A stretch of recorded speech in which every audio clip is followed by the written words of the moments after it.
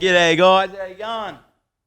Fucking yeah, all right, yeah. It's good. It's good to be back on stage. It's been 6 months and I haven't been on stage, so it's good. You guys can probably tell from my accent that I'm an alcoholic.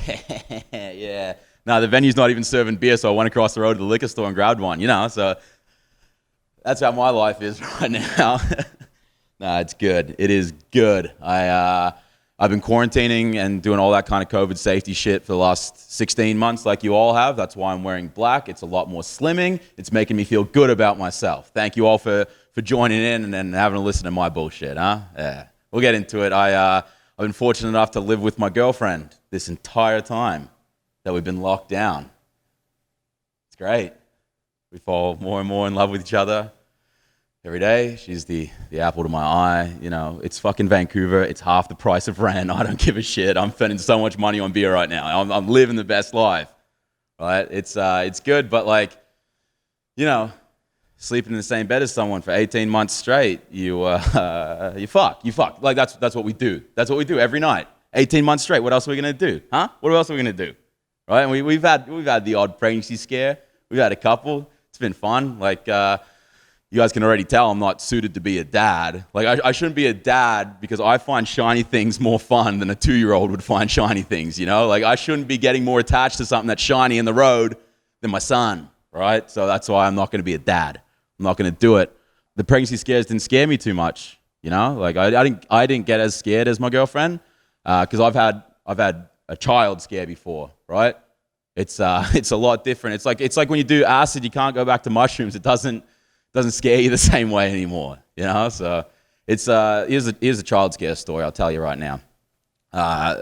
Last time I went back to Australia, I went to the wedding of a friend of mine, and I ran into this girl that I used to sleep with 5 or 6 years ago, and her +1 to the wedding was her 5 or 6-year-old, and I was like, oh, what the fuck is that? And she goes, talk to him, and I was just like, what do I say? And she goes, I don't know, say hi. So I was just like, oh, g'day, mate. And he's like, yeah, g'day, mate. Fuck, hey, all right. You having fun with Mum? Does it look like I'm having fun? Turns out it wasn't my kid, he was just a little cunt, but my God, it was like looking in a fucking mirror, I tell you that much. Nah, I'm not suited to be a dad. That's the message of all of this, man. It's been crazy. It's been crazy. It's weird for me to have these daddy issues because I'm a fucking man, but it's only because I've lived in Canada so long. I've been here 6 years, and I've started really realizing how Canadian parents are compared to Australian parents, right? I used to work with this guy. He was 35. He had a 5-year-old and a 3-year-old and still called his father daddy.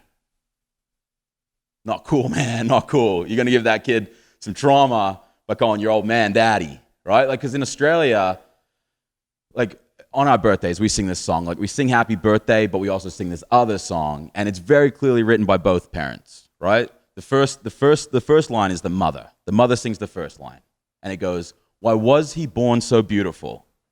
And then the father chimes in with the second line, and the second line is, why was he born at all? Yeah, I heard that for 24 years, and that explains why this thing's in my hand constantly, huh?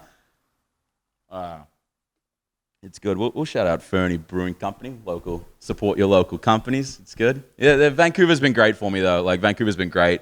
You see famous people all over the shop here.